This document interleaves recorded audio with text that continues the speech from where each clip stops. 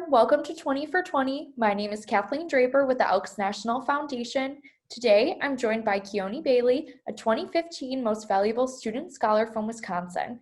Keoni received a 2019 Gunther and Lee Weigel Medical School Scholarship, which is offered exclusively to Elks scholars pursuing a medical degree.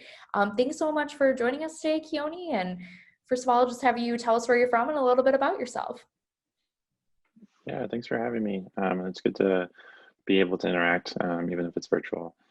So I'm Keoni. I'm most recently from Wisconsin. It's kind of where I did high school and college. I went to Marquette University in Milwaukee, and kind of went straight through for medical school as well. So I'm currently at the University of Michigan in my second year of medical school. Awesome. So you went to Marquette, and what did you study while you were there? So I studied biomedical sciences, and I had a minor in psychology while I was there. And Marquette follows the Jesuit education model, so I had a good opportunity to sort of delve into like philosophies and theologies and kind of round out my education as well, which I really enjoyed because although my concentration was sort of in the sciences, I really enjoyed sort of the variety. Yeah, you got quite a well-rounded experience. I have a couple friends who are attending grad school there right now, and they've said the same thing about it. So that's really awesome that you were able to kind of have a little bit of everything in your education while still focusing on what you really wanted to do. And that is, of course, attending medical school. And like you said, you're at the University of Michigan. And what are you specializing in, and what drew you toward that specialty? Right, so that's a difficult question to answer. Medical school, I think, is difficult to describe in a way. So we don't really specialize until we're done and we do residency. So most medical schools are pretty, I should say, generic as sort of our training, and we're kind of exposed to everything. So right now I'm kind of a little bit of my ways through my clinical rotation. So we have a couple core rotations that we have to do. So we are exposed to sort of the breadth and depth of medicine. So I'm on psychiatry right now, but my interests, I think, have been affirmed from what I've been doing so far in terms of directing me towards working with children and their families in some capacity. So my heart's sort of like leaning towards pediatrics and then something within that. And I think my experiences so far have been affirming of that, like working with the children who are the ones that are the patients, but then like, spending most of your time talking with the parents and getting, that broader picture of their lived experience and what we can do for them. So that's kind of what I'm thinking, but a lot to learn in terms of the medicine aspect of things still. So. Yeah, and you've still got a ways to go too, but that's exciting that you kind of have an idea of what you'd like to pursue and get into once you start your residency and eventually work full-time in a hospital after that. And when did you realize that you wanted to be a doctor? That's a great question. I don't know if it was a moment in time. I think I always really enjoyed sciences. I always thought people were really interesting. In retrospect, my mom says that she used to tell me as a kid, I guess, like I used to wanted to be an architect when I was younger. Thought that would be the coolest thing ever because I would love to play with Legos and just thought I could design things. And she used to always say, like, whenever I expressed interest in something, like, oh, you can be a doctor of that, whether it was like teaching, whether it was math, whether it was just like anything like art, she said you could be a doctor of that. Just she like really implanted the like importance of education in me. And I think in high school I had interest in being a physician, interest in being able to care for people. My dad's a nurse, and I think that was like involved in my home life, just like taking care of other people. And so I think that was like the driving factor for me when I applied to college, was like, I think I would like to go to medical school. But I had the benefit of like having really great mentors to say, like, keep an open mind. This isn't what you have to do, but if you feel as you're going along that this is the right path for you, continue in that. And like that was what my experience was. I was very blessed to feel, each part of the way, because it's a long sort of entourage of medical or educational hurdles that you have to pass. And each step of the way has been like really enjoyable for the most part. So I'd say like dating back probably to early high school was when I sort of first considered it, but I'm sure my mom would say it was probably planted younger than that. Yeah, my parents probably say the same thing about me too. When I was little, I would like write stories and newspapers like about my neighborhood just for them. But I always kind of had the idea that I wanted to write. I just didn't really figure it out until later in life. So, and it's so important to have such great mentors like you had to help you kind of guide you on that path. And one of the big things that sets apart, of course, all of our Elk scholars and especially our Weigel scholars is the desire to kind of affect change. So how do you want to affect change in our world as a physician? Oof, that's a great question. I think in a lot of different ways. I think part of my sort of formation as a student in college was like understanding more so like where my skill set is. And I think like personally, I tend to think about big things. I tend to think about, you know, how structurally like our world is set up. But my skill set, I think, is more so like I'm more effective and proficient in interacting with individuals. And so I think like my skill set doesn't lie in big policy or, you know, movement building. It's like the person in front of me kind of. And so I think that that lends itself well to being a physician. I think like, you know, making a difference in people's lives. I think, you know, I'm already noticing in my clinical experiences that, you know, doctors see hundreds and thousands of patients throughout their careers, but patients often remember their doctors and the very small little interactions that they have with their caretakers. And I think that's a really special thing because it's sort of like an everyday, you know, you go into the hospital and you do your job. But for patients, it can be much more than that. And for physicians, it can be too. So I think that that's something I look forward to and something I'm like getting a sense of now is my engagement with patients is really special. And I think that that's, you know, also a part of why I want to do pediatrics, because no matter like what you do within pediatrics, you're ultimately doing something that can be viewed in the light of preventative medicine in a way, because you're informing the way that they understand the world as they're continuing to develop. And I think that that's really special because you can plant those seeds to say like, you know, you can be whatever you want to be, or you can change the world in this way. And I think that that's really, really special. I'm also like, I guess on the side, pretty interested in environmental health and environmental influences on personal health. And I think that that's something that I'm hopeful to pursue as a physician, and is also like something I'm like percolating in terms of studying something else as a master's student while I'm in medical school as well. And so trying to, you know, balance those interests as well, because it seems kind of paradoxical for me to spend so much time learning about like different pathologies that regard your lungs when the air we breathe is getting worse and worse. Mm-hmm. So I think it's sort of my responsibility and responsibility of other physicians as well to take that into better account and have a better voice in that space, because we're not doing a good enough job as it is.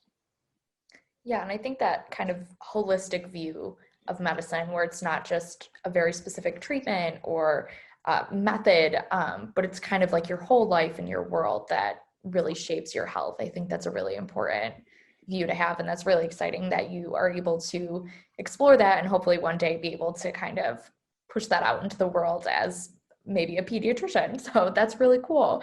And a lot of Elk scholars, and of course you, really are dedicated to service and try to affect change through service. So what types of service have you been engaged in as a medical student, and what have those experiences been like for you?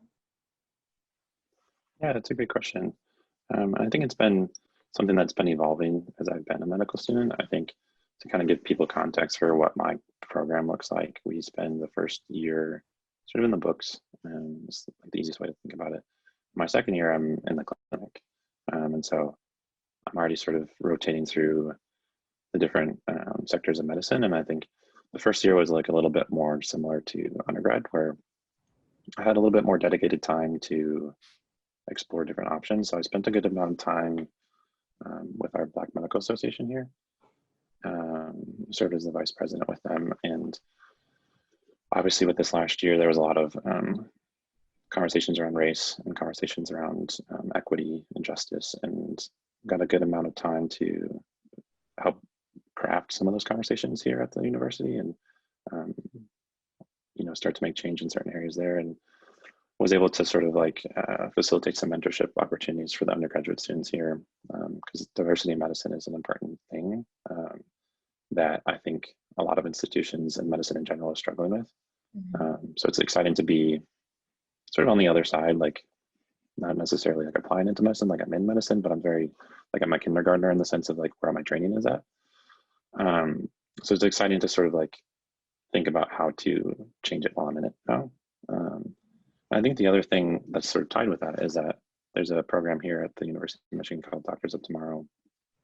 So we work with a high school or high schools in the Detroit metro area, and it's a program around like exposure and building sort of like a mentorship structure for students that are underrepresented in medicine to kind of have like an early opportunity to see what does a physician do, what is the training like, is this something that I want to do with my life?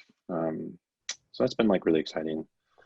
This year has been a little bit more difficult to stay engaged in those activities just because our schedules aren't made or crafted by us. I'm at the whim of sort of different departments and different schedulers. So I have less time that's facilitated or directed by me.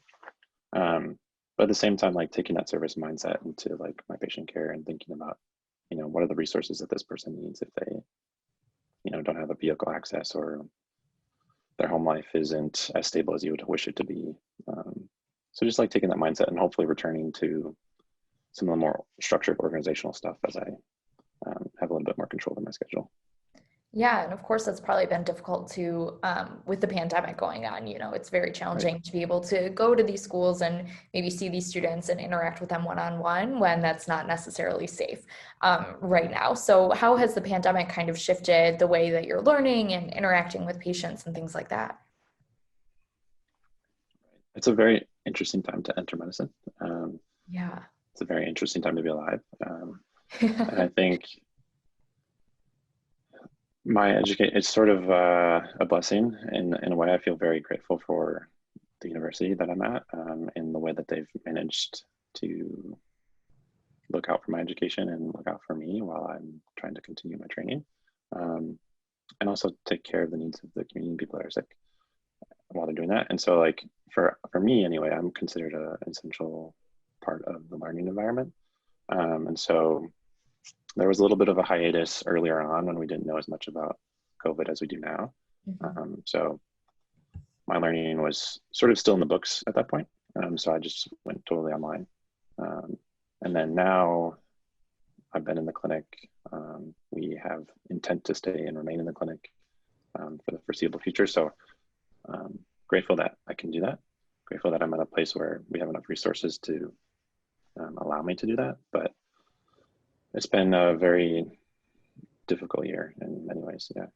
Yeah, I can only imagine.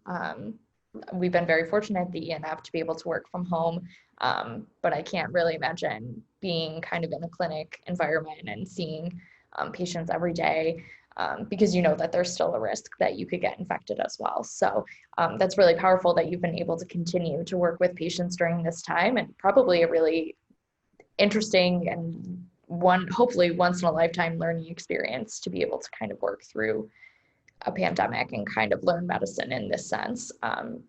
So it's interesting. It's not necessarily exciting, but it's interesting that you have been able to kind of do that. And then you also attended a couple of Elks Scholar service trips, one in Oakland, California in 2016, and then the 150 for 150 in 2018 at the Elks National Convention in San Antonio. So I was just wondering if you could talk a little bit about your experience with those and kind of what you learned from those. You've definitely been on a long journey of learning through medical school and then your time as a scholar as well. So I'm just curious to hear about that.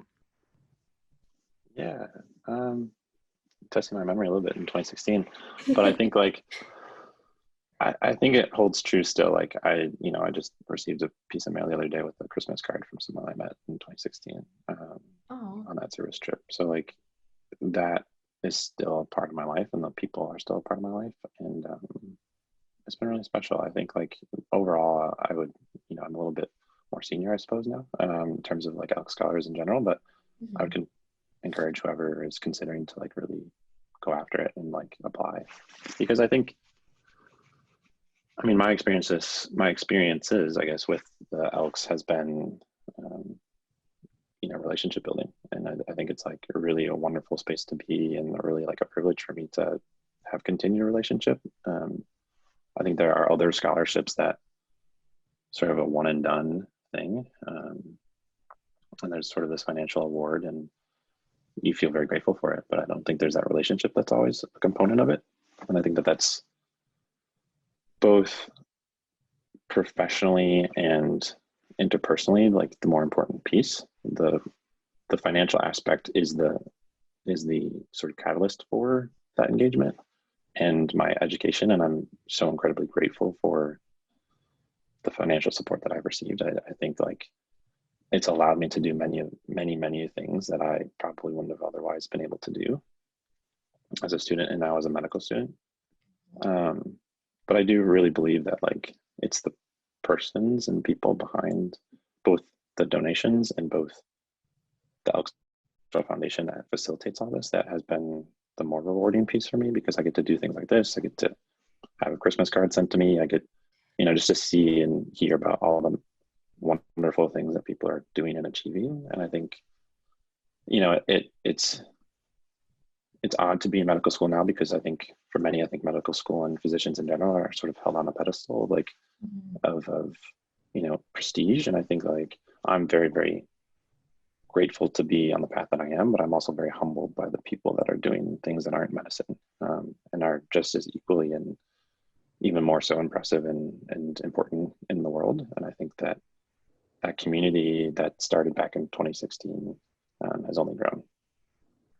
Yeah, and that's something that a lot of scholars, pretty much everyone I talk to who's an Elks scholar talks about, is just the experience of having a scholarship that also brought them this really amazing sense of community that they can rely on and be a part of. And that's more important right now than ever before. And I agree with you. I think especially this year, it's been really humbling to take kind of a look outside of yourself and be able to see what everyone in the world is doing and how important everybody's roles are, even if they're different from yours. So that's really exciting that you've had that experience and have found that community with the Elks family. And then speaking of this year, I'm very curious about everybody's kind of quarantine hobbies. So is there something that you're passionate about outside of school and service that maybe you might not have had time to explore this year because you've obviously been very busy in school, but something that maybe, a hobby or something you're passionate about outside of that? It's a great question. And it's one I've been asking myself repeatedly, like what are things that I should or could be doing or trying that are new? Because I think new experiences are a little harder to come by these days. But, I've been just sort of like reinvesting myself in sort of my personal health, and running has been one of those things, running pretty regularly around. And then it was also like an unexpected joy to when everything went virtual. I was able to spend some time at home, and wasn't expecting to spend time at home for that long, probably ever again in my life. And at first I was sort of like hesitant, as I think many people my age were sort of hesitant about going home to live with their parents again. And I think it ended up being a very sort of joyful thing to just be with my parents. And I think like you're asking about hobbies, but I think like just returning to many of the relationships that I've taken for granted, as I've been sort of like, rushing through school and the many things that I've been trying to do professionally. I think like returning to the people that are really sort of solid and foundational in my, sphere. And I think like spending intentional time, because everything is intentional. You don't run into random people on the street anymore. Like you talk with them, it's harder to meet new people. And I think appreciating and acknowledging and making a designated effort to, FaceTime with people or write to people has been a hobby that I've invested a lot more time in recently. I feel the same way. I feel I've also been very lucky working remotely that I've been able to go home and work from home with my parents. I'm from Buffalo, New York. So it's been exciting to be able to go back and see them and spend longer time at the holidays with them, and things like that, more than I have been in the past few years. And I agree, being able to slow down even just a little bit and focus on the relationships and the people in your life during a time when you're very busy and very focused on school and work is very refreshing, and it's really, really nice to be able to do that. So I agree with you. I've been doing the same thing, a lot of intentional FaceTimes. So and my last question is, if you could say anything to the Elks, what would you say? Gosh, there's so many things. Thank you 1,000 times over. You know, it's a really blessed space to be, to feel invested in by people I've never met. And I've been able to meet many Elks, but I think there are many more that I haven't met that have been generous enough to give in a way that I've benefited from. And I think that act of like giving has informed the way I hope to live my life in a big way. In like not needing to know what the benefit is to someone else, of just like giving and not expecting something in return. And I think that I feel so grateful for that, because I know that there's many Elks that give and probably don't know students, but know that it's a ripple, and I hope to do the same with what you've given me. So thank you thousands and thousands and thousands of times over. Well, thank you so much for joining us today, Keoni, and thanks to everyone who tuned in. If you like the show, hit the like button below and be sure to subscribe to our YouTube channel. Until next time, bye.